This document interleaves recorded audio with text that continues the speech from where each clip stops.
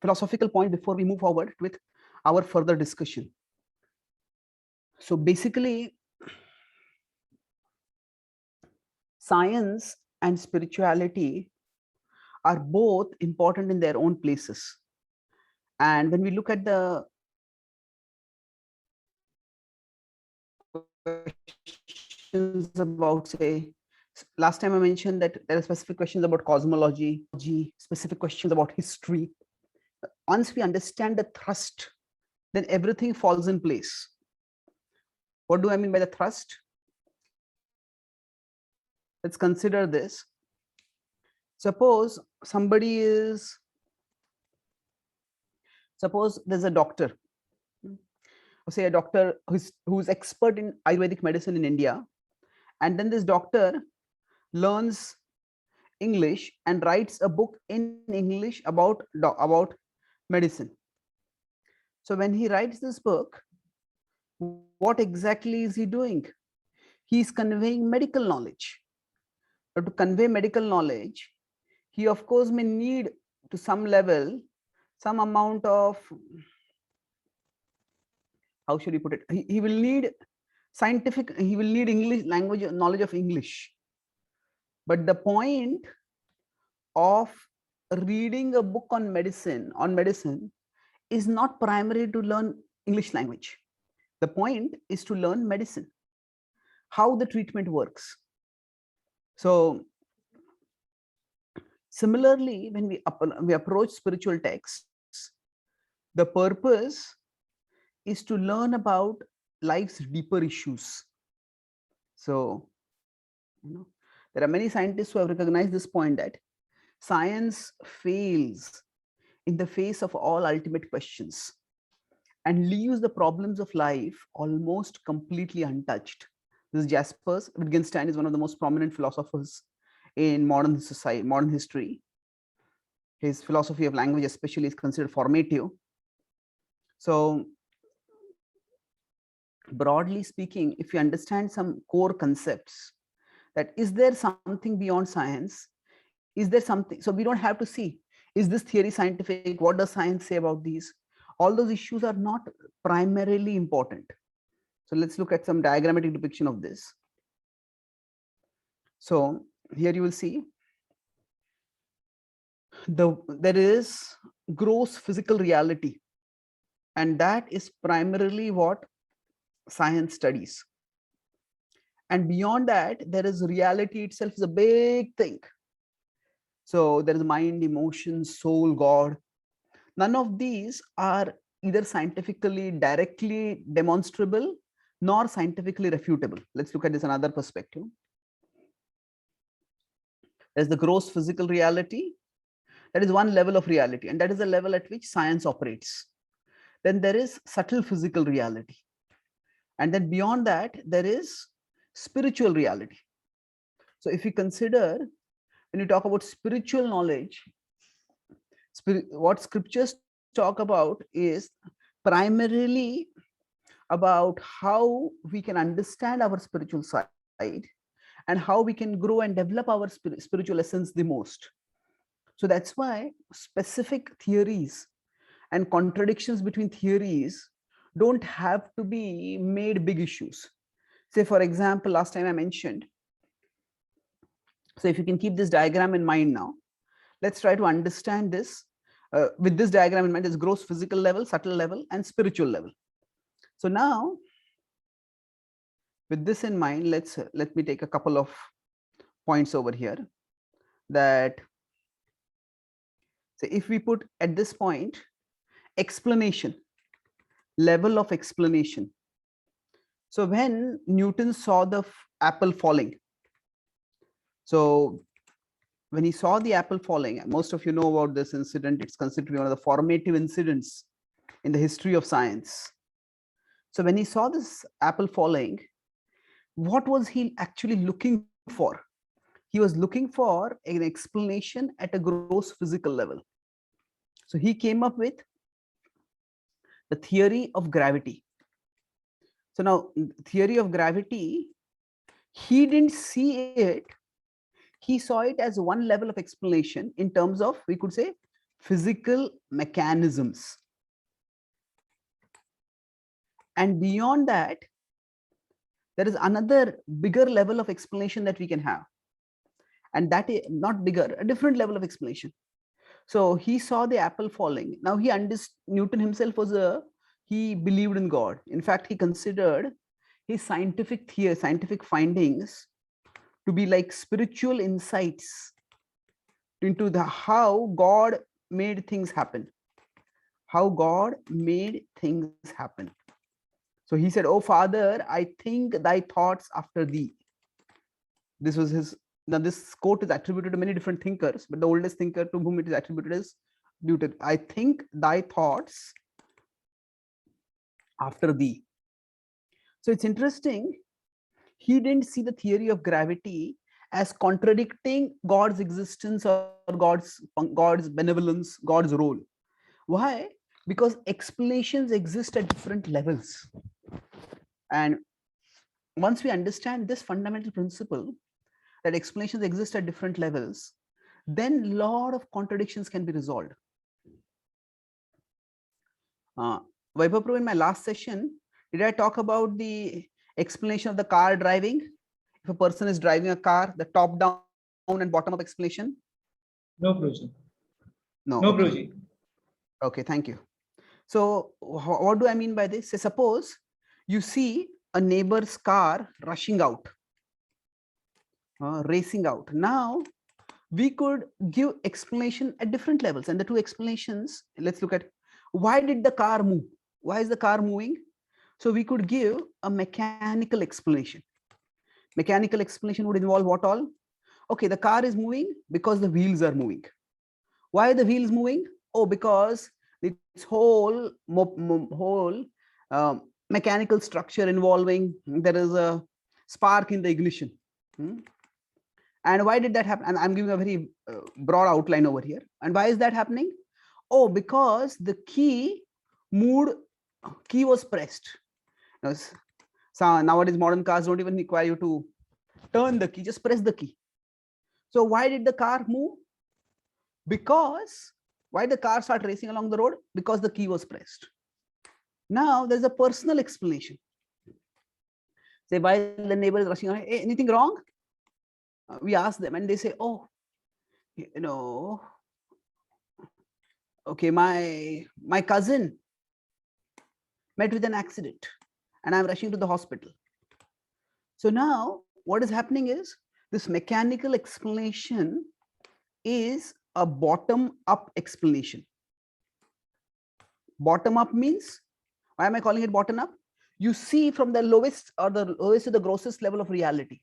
What do I see? Oh, the car is moving. And from the observed reality, we start moving upward in one sense to try to, okay, what is the cause? So from the physical level to a higher level. So from a gross physical level to the level of subtle mechanics, we move forward. It's a bottom-up explanation. I'll further explain what bottom explanation means in one sense. But bottom-up explanation, basically what it does is, it moves from gross reality to less gross realities.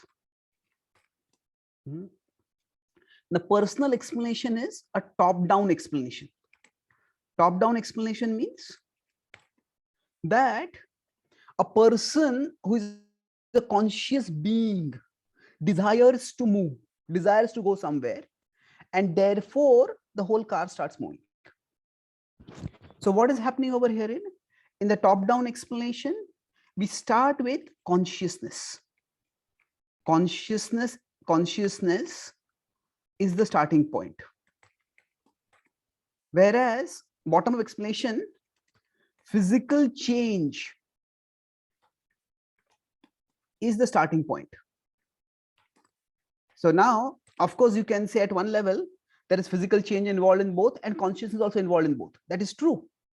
But for understanding the mechanism, so in both cases, we see that a car is moving and we start the process of explaining by looking at the mechanism. Physical change, or we could say physical mechanism more specifically, is a starting point. So it's interesting that both of these involve some common patterns. What is a common pattern over here in both of these? If I consider, say, if I have over here that some people say seeing is believing. Now, actually speaking, the fundamental principle in science is that science itself does not accept seeing is believing. Science starts with, yes, believe what we see. That is true. It starts with that, but then after that, it proposes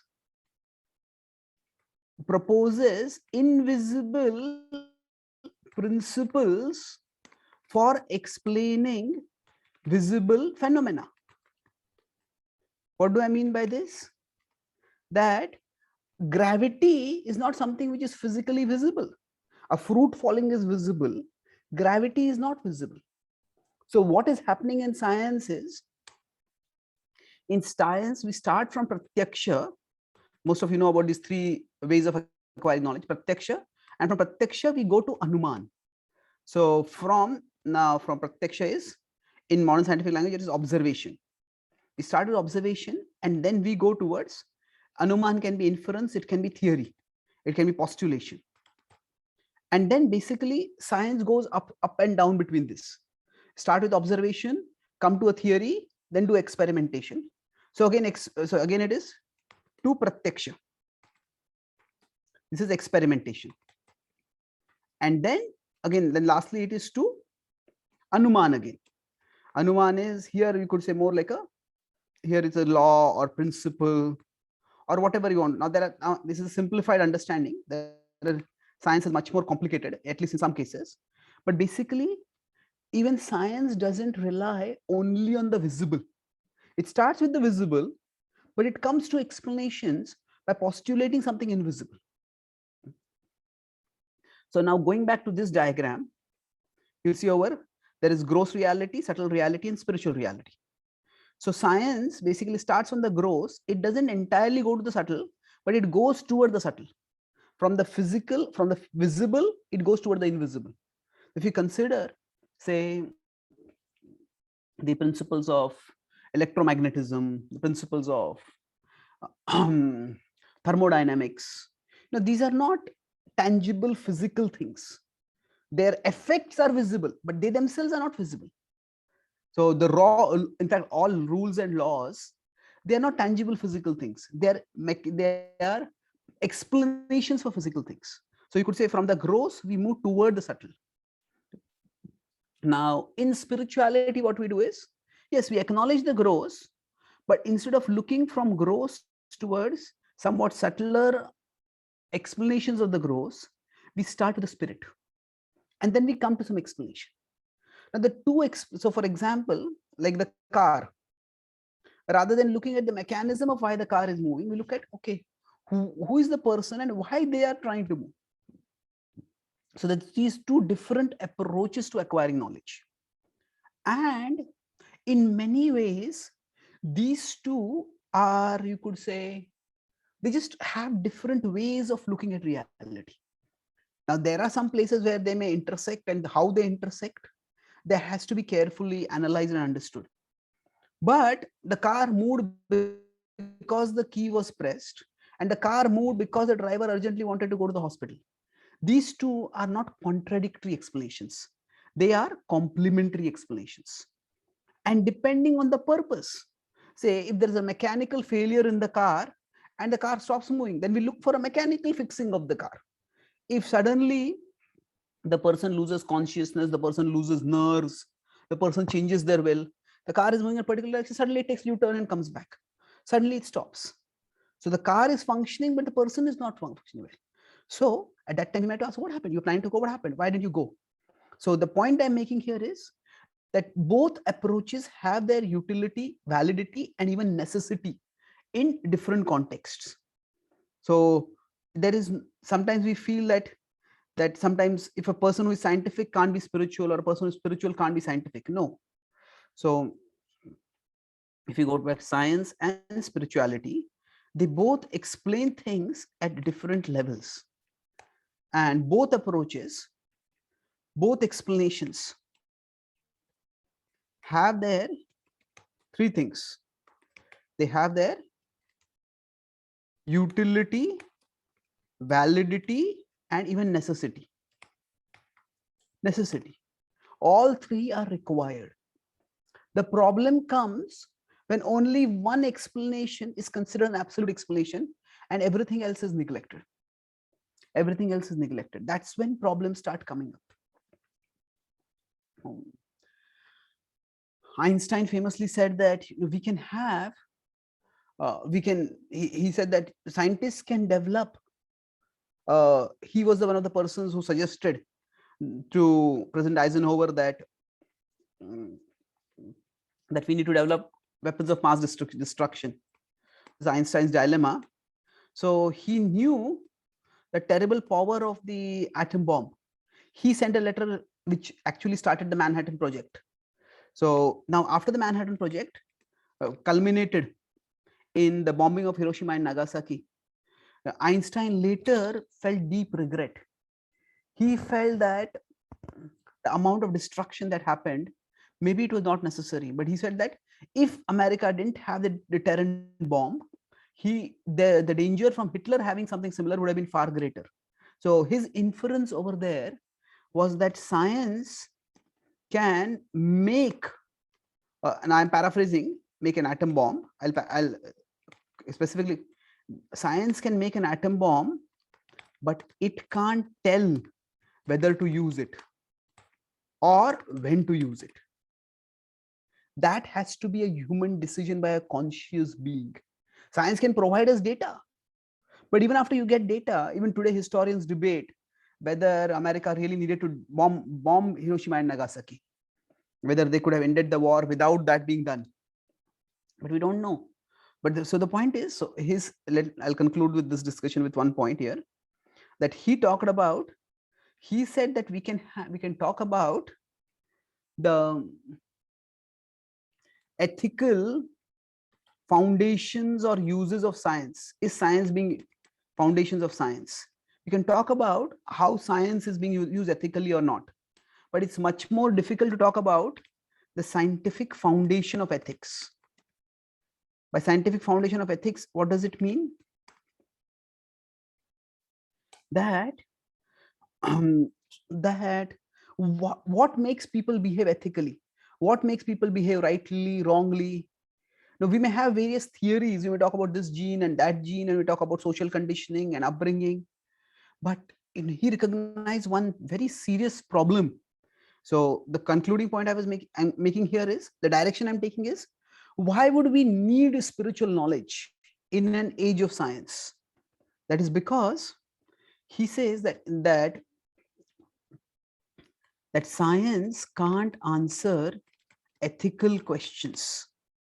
Let's explain what I mean by this. Science can't answer ethical questions is when a particular choice has to be made. That why does a particular person act in a particular way? Why does another person act in a different way? So if we stick only to a solely scientific explanation, so of human behavior, then that is actually called not science, but scientism. Scientism is ideology, which basically means scientific imperialism.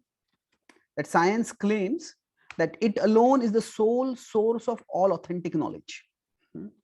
Now, what happens with this is, if we take scientism to its full conclusion, what it essentially means is we all are basically genes. If you go biologically, we are genes. If you go biologically, or if you go further beyond biology to chemistry, to physics, or we are just fundamental particles, atoms or particles below that. Now what happens is this: if you go to particle physics, the problem is neither genes nor fundamental particles have free will. Neither of them have free will. Now, if I take this phone and I drop it from here, the phone has no free will whether to fall or not. Now we may say that even if some human person is dropped, they don't have free will. Yeah, they may not have free will, but they'll try to resist. They'll try to oppose. They will choose actions. So if on the other hand, if instead of me and there's a robot over here, The robot, if it's instructed, programmed to drop a phone, what to speak of dropping a phone? The robot may even drop a baby if that's what it is told, and it will not feel any conscience over there. So the ethical dimension is something which, if we go to completely scientific explanation, what happens is human free will is removed, because everything according to science work according to laws. So if everything works according to laws, then what is the need, or where is even this place for free will? So that is a very disturbing conclusion, because all relationships are based on free will. Now, if I suddenly come to you and slap you in the face, hey, why did you slap me? My brain cells told me to slap you. Really? Okay, then my brain cells are telling you to slap you now. No, we never function like that. Say, when we come into the youth, especially when we come to puberty, then certain hormones start growing in the body. And then say, if a man forces himself on a woman and asks, why did you? My hormones told me. Well, no court is going to accept that as an explanation. Yes, your hormones may tell you, hormones may induce you, but you are not supposed to be controlled by your hormones. But why should we not be controlled by our hormones if we are simply physical creatures who are working according to physical mechanisms? Now, relationships won't work, system of justice won't work, trust won't work. So the point is that the world of science and the world of human experience, the world of human living, they are not entirely the same. There is a lot in our human life which functions on the fundamental assumption that we have free will, and therefore we are accountable for our actions. So Einstein, this is again, I'm paraphrasing his quote now. What he said is, Einstein said that most of you know about the Holocaust. Holocaust was where the Nazis destroyed almost 12 million people, 6 million Jews, and many others, gypsies and others. So he said, now Einstein himself was a Jew, and he said that he had to flee. He sought asylum in America, and that's how he survived. So he said that if I purely follow a scientific worldview, then I can't hold any Nazi responsible for the Holocaust. Why? Because they were genetically made that way, they're sociologically made that way. They just did what they did. Now, he said that this conclusion revolts against me. Again, I'm paraphrasing what he's saying, but he says that if a rigidly scientific, not scientific, but a scientistic is the adjective for scientism. Scientism is the idea that science alone can answer all questions about life. If a rigidly scientistic worldview is accepted, then no one can be held responsible for their actions. So the Jews can't be held responsible for the Holocaust. Why? Because everybody is simply just chemicals or fundamental particles moving according to laws of nature. So that this is a very disturbing conclusion, and this doesn't work the way we human beings work. So what happens is this. So what is the implication of this? The implication is another metaphor with which we can conclude this. See, science is like a map. It's a very, very powerful map. It's a very powerful map, and it can be indispensable when we are traveling. So suppose, say you want to go, you are visiting a big city, complex city like Mumbai for the first time, and you want to meet a friend, and you have a map, and then in the map you have the address, and then you take the address and move forward, and the map helps. Maybe if you decide you are going to drive all the way, you're going to have some adventure, so you're driving all the way from Chennai to Mumbai, maybe on a bike. So every time the map says, hey, turn left and you'll come to a bridge. Oh, great. I turned left and come to a bridge. Go on this expressway, now you'll come to a mountain. Oh, great. I came to a mountain. Then you will have to cross a river. Oh, you cross a river. Okay, here they're going to have some crowded city. So go slowly. Hey, there's a crowded city. So what happens is, every time the map works, our trust in the map increases. Our trust in the map increases, and that's natural. It's working for me. But finally, we come to our friend's house. So every time what happens is we look at, whenever we want to make any decision, we look at the map, we look at the map, look at the map. Okay, that's good. And then finally, what happens is we come to our friends.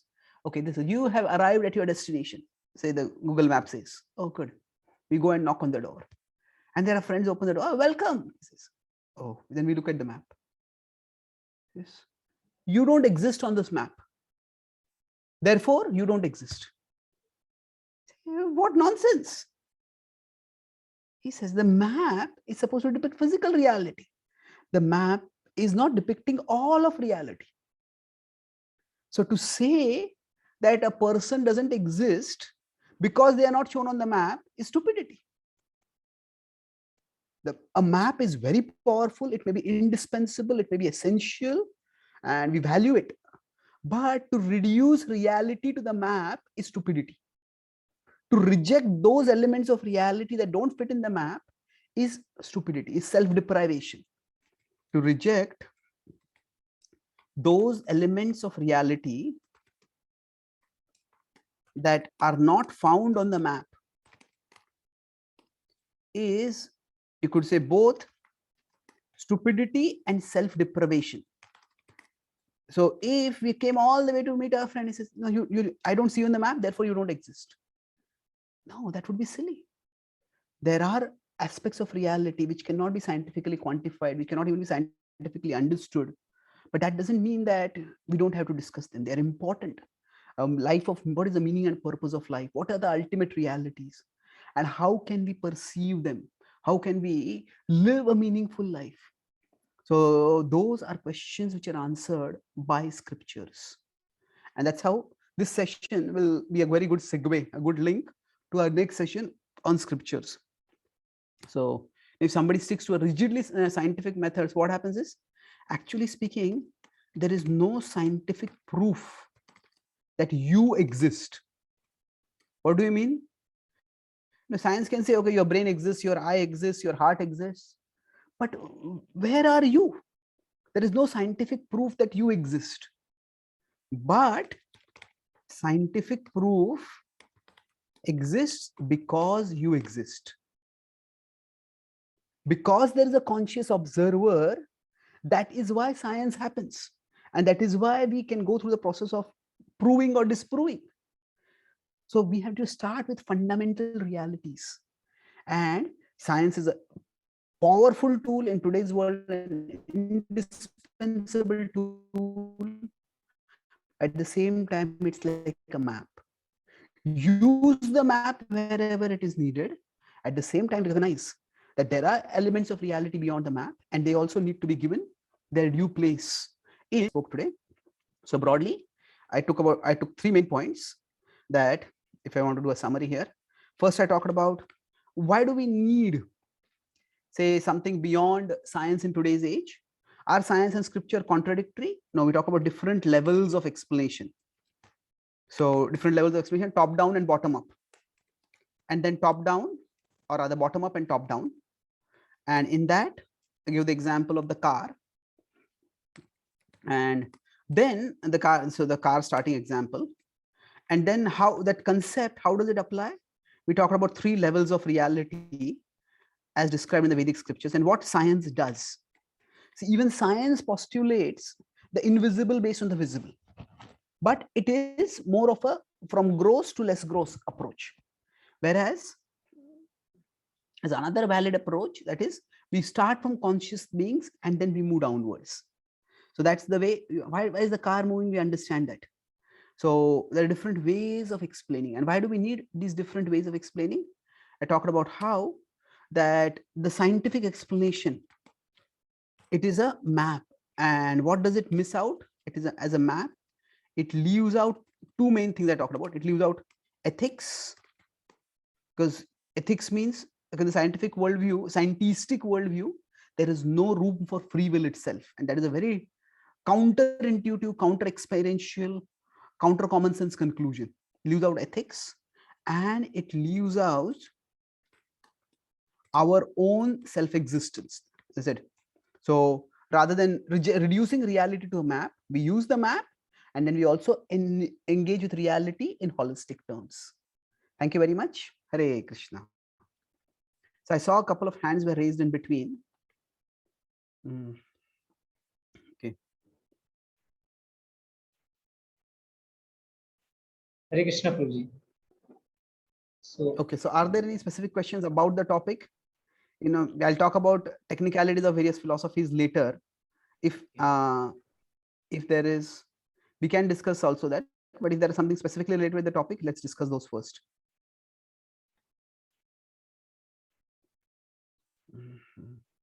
so if anyone of you have any question related to the topic today, you can raise your hand and Prabhuji will answer.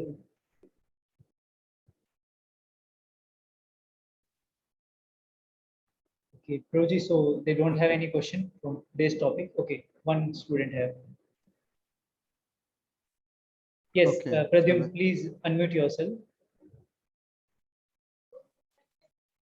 Hare Krishna, Prabhuji.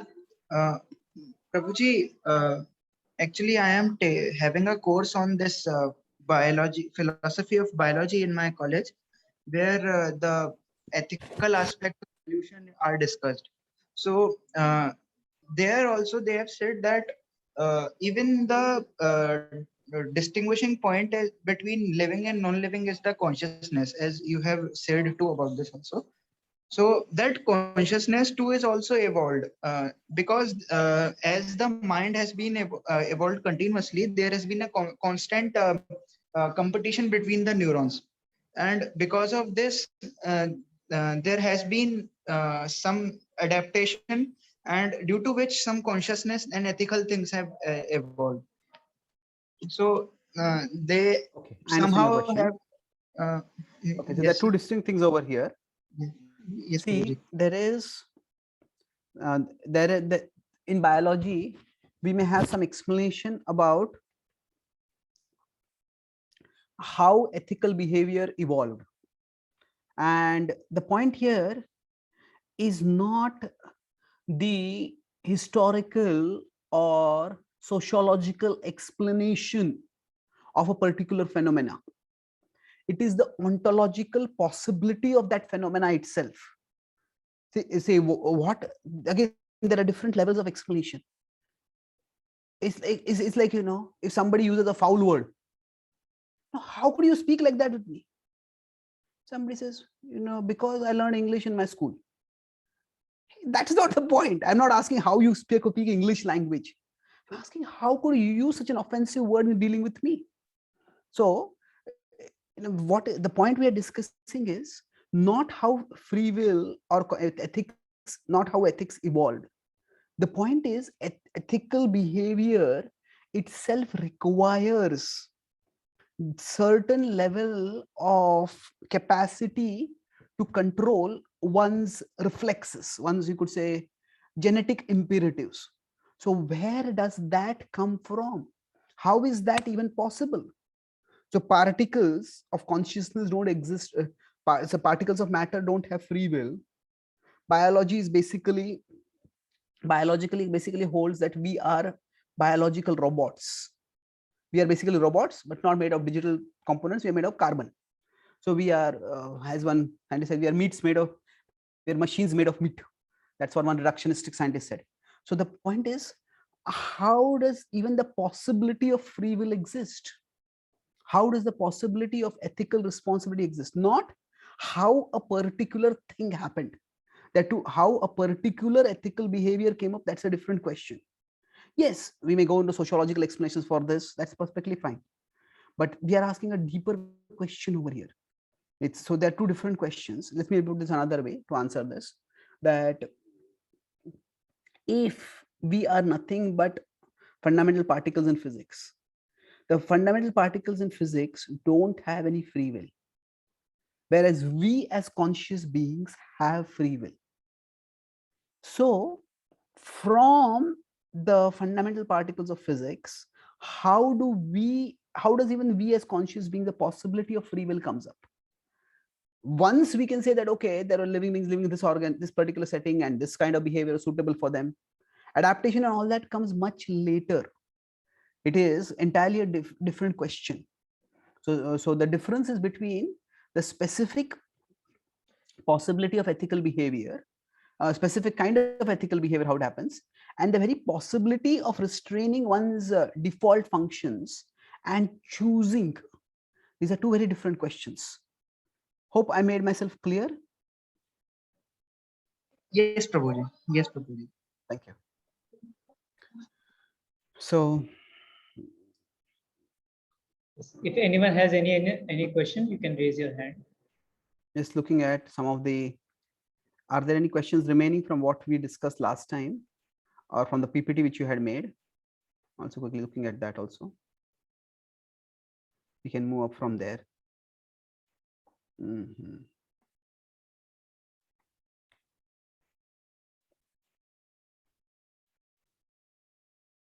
So let's take two more questions now. I can see here there are some non-technical questions in the, okay, 5 participants have raised hand. Okay, if we have, Krishna says he knows, if he knows the future, then how do we have free will? Well, God's knowledge of the future is like our knowledge of the past. It is knowledge without intervention. Our knowledge of the past means that we know what I did in the morning, but I can't change that now. Now God can, but he doesn't change that. So it's like he exists outside the time domain, and existing outside the time domain, he knows this choice will lead to this consequence, this choice will lead to this consequence. So it's like, suppose somebody is from a high up in an airplane is doing, or a satellite is doing satellite imaging, and a person is on the expressway, and on that expressway you can say, okay, they come to this fork, if they go this way they will end up here, if they go this way they will end up here, if they go this way they will end up here. So in that sense, God sees the future ahead, he knows the future, but at the same time he doesn't control it. So that is how, so sometimes what happens is, to understand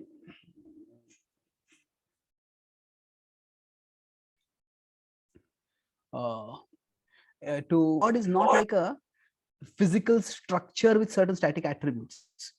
It's like, say, if you say somebody is a very tall person, so now if somebody is 7 feet tall, then they're stuck with their height.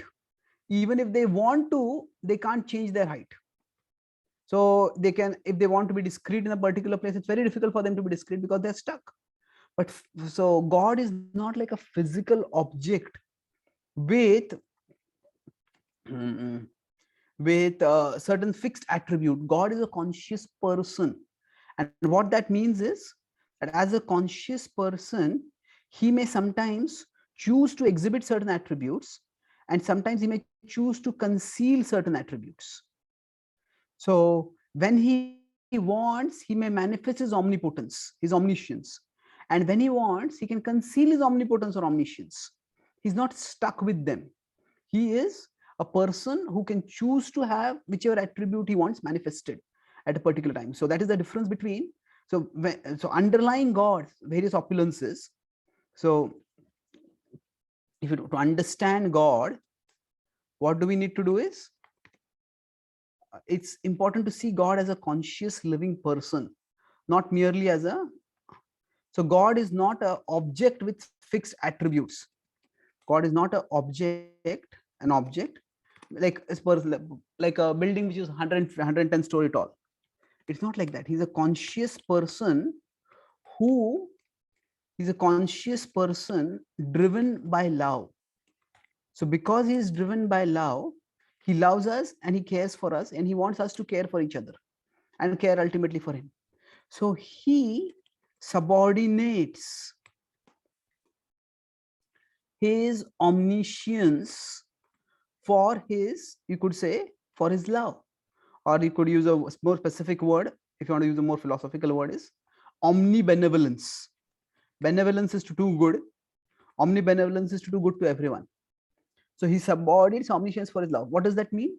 Say when he is performing a leela, when Krishna is performing, say, a leela with Mother Yashoda, when Mother Yashoda is chasing Krishna to tie him up because he's mischievous. Now he's actually in anxiety whether mother will catch me, whether she'll punish me. So his primary purpose is not simply to parade his knowledge, it's reciprocate love with us. And God is not controlling the future. Rather, he is guiding us so that we can make the best possible choices. So he knows the future in the sense that he knows which choice will have which consequence, and thereby he wants us to make healthy choices. In 11.33 in the Gita, Krishna tells Arjuna that Mayai vaite nihita purvameva nimitta matram bhava savesachi. He says, yes, your enemies are killed. Therefore, you be responsible, fight and take glory. So what it means is that your enemies are killed. This is something which is going to happen in the future. Whether if you do it, then you will gain the glory for it. If you don't do it, then somebody, I will do it through some other means, but then you will miss the opportunity to do service. You will miss the glory that can come from it. You will miss the intimacy that we can have. So that God's omnipotence, not that that means that there we have no free will. What it means is knowing God's omniscience, knowing God's omniscience or omnipotence, we use that to act responsibly. God is not controlling us, he's guiding us, counseling us to make healthy choices. Okay. Is DNA not a proof of our existence? That's like saying, is fingerprint not a proof of our existence? Yeah, we all of us have distinct fingerprints. Well, okay, that's a feature. That's a distinctive feature of who we are. But if say if tomorrow, instead of you going home, if say you are in a hostel now, instead of you going home, we send to your mother DNA or the DNA description of you. Can your mother reciprocate love with the DNA? No, it's a defining feature of who we are, but that is not who we are. In fact, you could say that the DNA is a biological, you could say it's like more like a biological signature of our distinctive identity. So a person who has a distinctive signature, that's wonderful. They have signature, but the signature is not the person. The signature is one aspect of the person, an important aspect of the person. The signature is not the person. How do we believe in higher perspectives other than science? Well, my question is, how do we live without considering perspectives other than science? We don't think about these questions very seriously. Let's say tomorrow terrorists attack India, and say like about a decade ago, there more than a dozen bombs that exploded in Mumbai. So if terrorists attack and destroy a major city like Mumbai, would we say responsible for it? None of us will function like that. So it is just, we function based on science as a very important tool, but we don't rely on science alone. So it's not a matter of believing, it's a matter of simply understanding how we are living. We take our decisions, say now many of you will in future get married. So now can you design a foolproof scientific test to decide whom to marry? Now, if a boy proposes to a girl, and he says, I love you, please marry me. And the girl, can she turn to something like a love-o-meter? Let me put it on your heart. Let's see if you really love me. No. And there is no such love-o-meter available, and there is so much test available. So, and it's not that in future, science will help us find our perfect partners. No, it is something, so we already live by taking science as one important resource for our living, but we also consider many other resources. So I understand your question is about soul and God. That's a different dimension. We don't even have to go to soul and God. In our current dealing itself, we don't rely on science alone for our day-to-day discussions, our day-to-day discussions, day-to-day decisions. So we consider other factors also. So matter and condition like temperature and others, they exhibit some behavior. Is that free will? Not really. See, now science earlier was thought, Newtonian physics was largely deterministic. Quantum physics is largely probabilistic. Now, probabilistic doesn't mean there is free will. Probabilistic means more that it is that we can't determine for certain where some things will be. So it's like uh, it's more rather than some conscious choice on the part of those particles which makes them understand different, which makes them difficult to understand for us. So it's like, say, if you put a temperature, if you put a thermometer in you put a thermometer on a person to measure their temperature, then what happens is that person has a significantly large body, and the thermometer is put in, the body heats the thermometer. But suppose we take a thermometer to measure the temperature of one this much, not even one beaker or glass of water, but one drop of water. Now, when you put, if you use a this is a very crude example, if you use a thermometer to measure that one drop of water, whether the drop of water is changing the temperature of the thermometer, or the thermometer is changing the temperature of the drop of water, because thermometer is also at a particular temperature.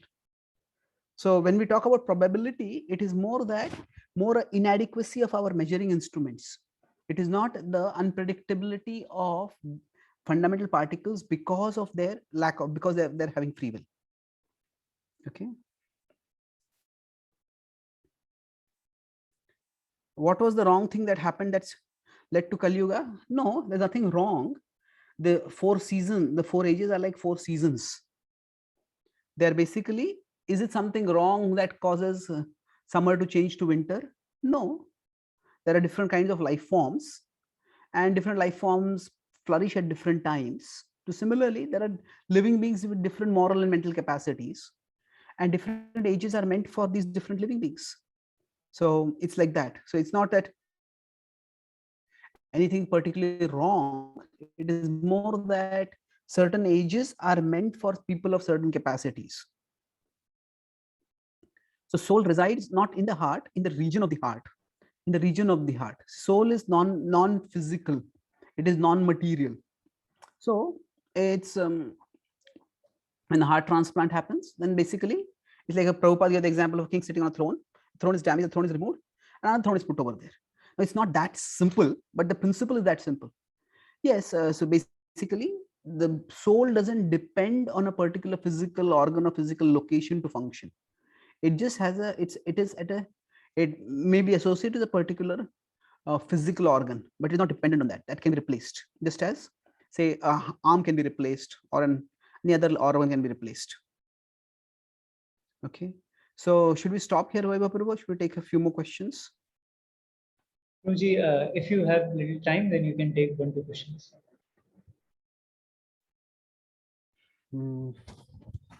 Okay, let's take about 5 more minutes. Right. Hare Krishna. 5 to 7 more minutes. So there is a question here that in modern scientific theory, there is a concept of higher dimensions, and in scripture also talks about higher dimensions. Yes, that's why when we use terms, it's very, very important to know what the meaning of the term is. Otherwise, it can lead to a lot of confusion. When I had first gone to Australia in 2014, I was giving a class like in Melbourne University, and I was talking about, so when I passed out after my engineering, and everybody started looking at each other. So in India, pass out means graduation. In the West, pass out means fall unconscious. You pass out, you fall unconscious. So they're looking for, why did you pass out after your graduation? What happened? So words can have different meanings. So when science uses the word dimension and scriptures use the word dimension, there are different understandings of it. If I may go back, gross, subtle, and spiritual realities. So when science talks about higher dimensions, it is basically talking about gross reality itself, but analyzed in more subtle ways. Whereas scripture talks about higher dimensions, it is often incorporating the subtle reality and also the spiritual reality. So that's why the terms, even if the terms are similar, the concepts themselves are different. And so personally, I prefer to use, when you're talking about scripture, I talk about higher levels of reality, not higher dimensions of reality, because the word dimension has a scientific sense which is different from what we normally consider, what we have in mind when we use the word levels of reality.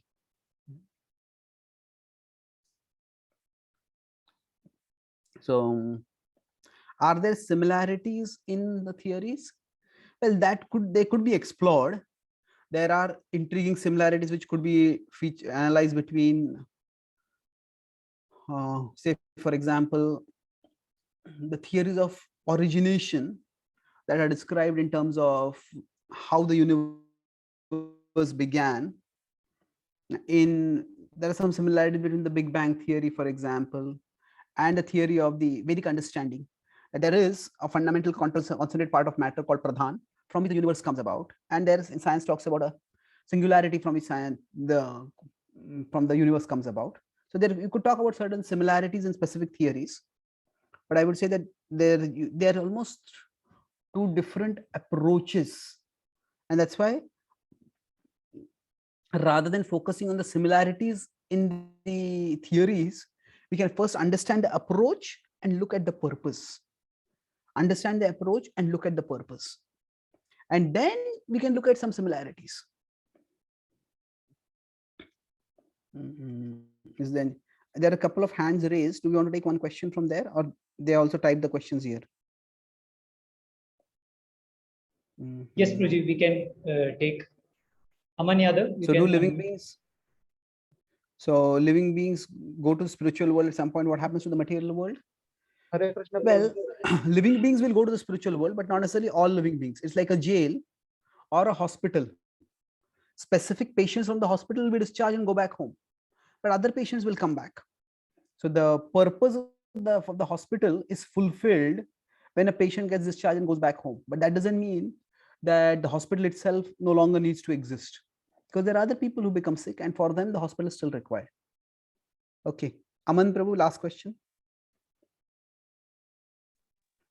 Yes, Prabhu. प्रभु जी, आपने पिछले lecture में बताया था कि dinosaurs इसलिए गायब हो गए, जैसे अगर सिर्फ गर्मी रहे तो ठंडी के ड्रेस की आवश्यकता नहीं है। तो प्रभु जी, अगर उस टाइम अगर कोई आदमी अगर डायनासोर्स को देखा होगा तो डेथ के टाइम जैसी कॉन्शियसनेस रहती है तो वो वही बनता है, तो वो प्रभु जी क्यों नहीं बन सकता वो dinosaur?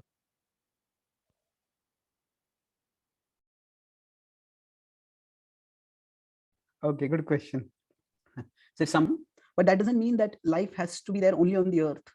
Dinosaurs may even now be existing in other levels of the universe, other universes also, and the soul can go to those universes wherever that particular being wherever that particular dress is there, and they acquire that dress over there. So it doesn't have to happen at this level of reality itself. Okay, there's one question which may lead to a lot of questions, but let's see if we can quickly conclude this. That do ghosts exist? I can see this question over here. So what are ghosts exactly? So we know these three levels of being. There is physical, there's the soul, the subtle body, and there's the gross body. Now, normally what happens, normal process of reincarnation is, you can consider this particular person is here and there's another physical body over here. So the subtle body along with the soul, they go to the next body. That's a normal process of reincarnation. But sometimes what happens is the subtle body and the soul, they leave the gross body, but they don't get a new gross body. So that particular being is called a ghost. Ghost is basically a soul with a subtle body, which is essentially a major part of the subtle body. The mind has desires. So the ghost may have desire. I want to eat this particular food. The ghost may have some unfulfilled longings. I wanted to be with this person in the previous life, but I died. So those desires are there, but there is no physical mechanism to fulfill those desires. So what to do? Well, not much can be done. Those desires can't themselves be fulfilled immediately. So then that's why ghosts are in a state of great suffering. They may cause great fear to us, because the souls who are in ghostly bodies, they can sometimes exert physical influences in ways that laws of physics can't understand. That's why sometimes we may say doors opening and no, there's nobody near the door. So what is happening is the souls, they are acting from the subtle level to the physical level without any physical body. but they can act only in limited ways. If they want to act in more ways, sometimes they possess. This possession means what? Now, there are very well documented cases. Evolution theory was proposed by two people simultaneously, Wallace and Darwin. So, but Darwin became more famous. So Wallace also wrote a book on ghosts and possessions. And he said that he did extensive study and he found that there are many credible evidences of people suddenly behaving in different ways. That means a person is a child or a youth and suddenly starts speaking an adult voice. So what happens is basically, if a soul has if a ghost basically means a soul and a soul and a subtle body. If that has a strong desire to fulfill, then it may enter into some person whose body is relatively weak. And from there, they may control. That's why what happens is, in this particular body, if a person is possessed, the soul, who is the possessed soul, and the subtle body, who is the possessed person, they become sidelined. So it's always not temporarily, they don't exist at all. And then there is the other person who seems to take control of that person. And that's why there are, in various traditions, there are rituals for exorcism. Exorcism means that person is, the ghost is supposed to be driven out by certain rituals. Now, most stories of ghosts are likely to be fantasies, imaginations, just fear-filled imaginations of people. But there are also some stories which can have some credibility, some reality to them. So generally, who gets possessed? Those people who are relatively weak in their day-to-day function, in their moral caliber, in their spiritual strength. That's why if somebody is committed to spiritual practices and ethical living, so he chants Hare Krishna regularly and practices spirituality, then they are unlikely to be haunted by ghosts. So ghosts do exist, but that doesn't necessarily mean that every single thing that we can't explain, we just ascribe it to ghosts. I have written a book on reincarnation, demystifying reincarnation, in which there's a chapter on ghosts where I explain these phenomena. So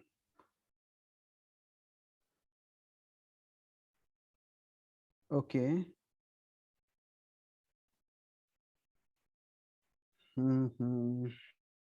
Shall we stop here, Vaibhav Prabhu? Ji, Prabhuji. So let us thank Prabhuji for taking out his time for all of us and so wonderfully explaining. And let us thank Prabhuji by loudly chanting one time. Haribo! Thank you very much, Prabhuji.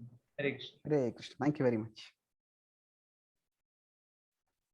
So for all of you, we'll end here. But just remember, tomorrow, Radhesham Prabhuji will be speaking on scriptures. So you have any doubt on scriptures, so please send to us. We'll send you the link and join at 4 p.m. All right. Hare Krishna.